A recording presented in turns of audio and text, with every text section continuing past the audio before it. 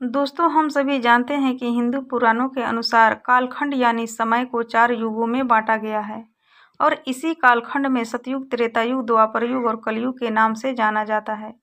हिंदू पुराणों के अनुसार ऐसा माना जाता है कि जब भी किसी कालखंड में उस समय के परिस्थिति मानकों के अनुसार धर्म का लोप होने लगता है, तो भगवान श्री हरि अवतरित होकर अधर्मियों का नाश करते हैं और फिर तीनों लोक में धर्म की स्थापना करते हैं, जिसके बाद एक नए कालखंड यानी एक नई युग का आरंभ होता है। तो दोस्तों, आइए जानते हैं कि पुराणों के अनुसार सतयुग, त्रेतायुग, द्वापर युग और कलयुग का आरंभ और अंत कैसे हुआ। वैसे तो हिंदू धर्म शास्त्रों के अनुसार इन चारों युगों का कई बार परिवर्तन हो चुका है, परंतु ऐसा माना जाता है कि सृष्टि के आरंभ में सबसे पहला कालखंड यानी युग सतयुग था। सतयुग की काल अवधि 4800 दिव्य वर्ष अर्थात 17,28,000 मानव वर्ष मानी जाती है। ऐसा माना जाता है कि इस युग में मनुष्यों की आयु 1 लाख वर्ष के करीब होती थी। साथ ही सतयुग में मनुष्यों की लंबाई भी आज की तुलना में काफ़ी अधिक होती थी। इस युग में पाप की मात्रा 0 अर्थात 0% थी, जबकि इस युग में पुण्य की मात्रा 20 यानी 100% होती है। फिर भी इस युग में श्री हरि ने मत्स्य कूर्म वाराह नृसिंह रूप में अवतरित हुए थे। अब यहाँ से सवाल उठता है कि जब सतयुग में पाप नहीं था, तो फिर श्री हरि ने इन रूपों में क्यों अवतार लिया।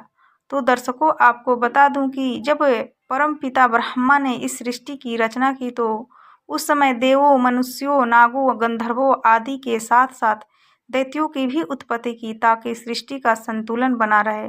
और इसी संतुलन के बनाए रखने के लिए सतयुग में श्री हरि शंखासुर, हिरण्याक्ष दैत्य और हिरण्यकश्यप का वध करने के लिए विभिन्न रूप में अवतरित हुए।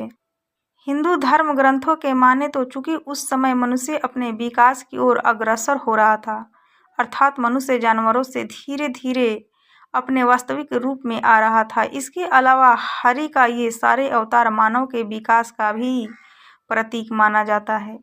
सतयुग की समाप्ति के बाद त्रेता युग आया। इस युग की बात करें तो इस युग में श्री हरि ने वामन और श्री राम के रूप में पूर्ण अवतार लिया था, जबकि परशुराम के रूप में उन्होंने अंशा अवतार लिया था। इस युग के काल अवधि 3600 दिव्य वर्ष अर्थात 12,96,000 मानव वर्ष माना जाता है। इस युग में मनुष्य की उम्र 10,000 वर्ष हुआ करती थी, जबकि लंबाई 100 से 150 फीट हुआ करती थी। इस युग में पाप की मात्रा 5 अर्थात 25% थी, जबकि पुण्य की मात्रा 15 यानी 75% थी। इसी युग में रावण, कुंभकर्ण, बाली, अहिरावण जैसे अत्याचारी राजा भी हुआ करते थे, जो अपने बल और अहंकार में आकर तीनों लोकों के प्राणियों पर अत्याचार किया करते थे, जिस कारण वह श्री हरि प्रभु श्री राम बलराम के रूप में अवतरित हुए और इन अत्याचारियों का नाश किया। फिर जब वह अयोध्या वापस आए तो उन्होंने कई वर्षों तक वहां शासन किया। फिर देवी सीता के पृथ्वी में समा जाने के कुछ वर्षों बाद उन्होंने भी अपना देह त्याग दिया और ऐसा माना जाता है कि प्रभु श्री राम के देह त्यागने के बाद एक बार फिर एक नए युग का सृजन हुआ, जिसे द्वापर युग के नाम से जाना जाता है। द्वापर युग में श्री हरि ने कृष्ण के रूप में जन्म लिया था। इस युग के काल अवधि 2400 दिव्य वर्ष अर्थात 8,64,000 मानव वर्ष माना जाता है। इस युग में मनुष्यों की आयु 1000 वर्ष हुआ करती थी। इस युग में पाप की मात्रा 10 अर्थात 50% हुआ करती थी। द्वापर युग को युद्धों का युग भी कहा जाता है। इस युग में धर्म का तेजी से क्षय होने लगा था।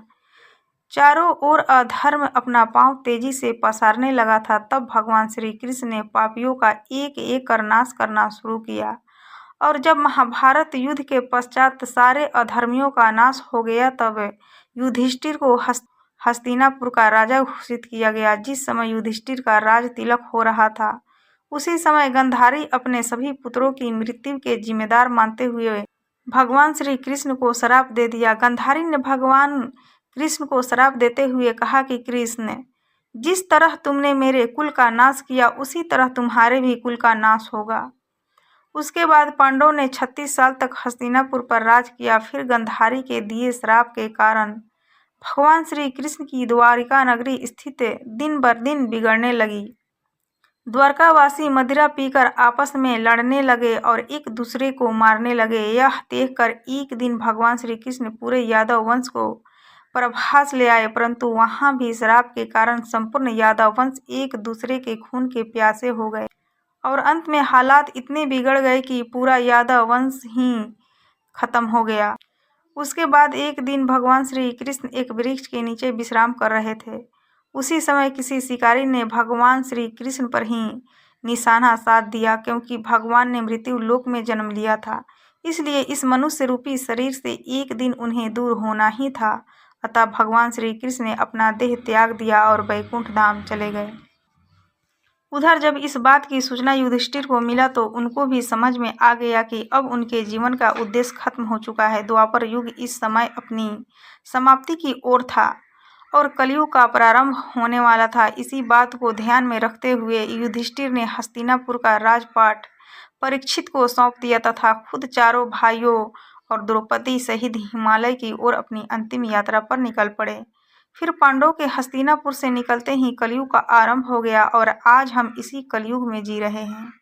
इस युग में पाप की मात्रा 15 विश्वा अर्थात 75% मानी जाती है, जबकि पुण्य की मात्रा 5 विश्वा यानी 25% मानी जाती है। मित्रों, आपको बता दूं कि अभी कलयुग का प्रथम चरण ही चल रहा है और ऐसा माना जाता है कि कलयुग का प्रारंभ 3102 ईसा पूर्व से हुआ था, यानी अभी तक कलयुग ने अपना 5120 वर्ष ही पूरा किया है, जबकि इसके अंत होने में अभी 4,26,880 वर्ष बाकी है। परंतु कलयुग का अंत कैसे होगा, इसका वर्णन पहले ही ब्रह्मा पुराण में किया जा चुका है। ब्रह्मा पुराण के अनुसार कलयुग के अंत में मनुष्यों की आयु महज 12 वर्ष रह जाएगी। इस दौरान लोगों में द्वेष और दुर्भाव बढ़ेगी। कलयुग की उम्र जैसे जैसे बढ़ती जाएगी वैसे वैसे नदियाँ सूखती जाएगी। बेईमानी और अन्याय से धन कमाने वाले लोग बढ़ने लगेंगे।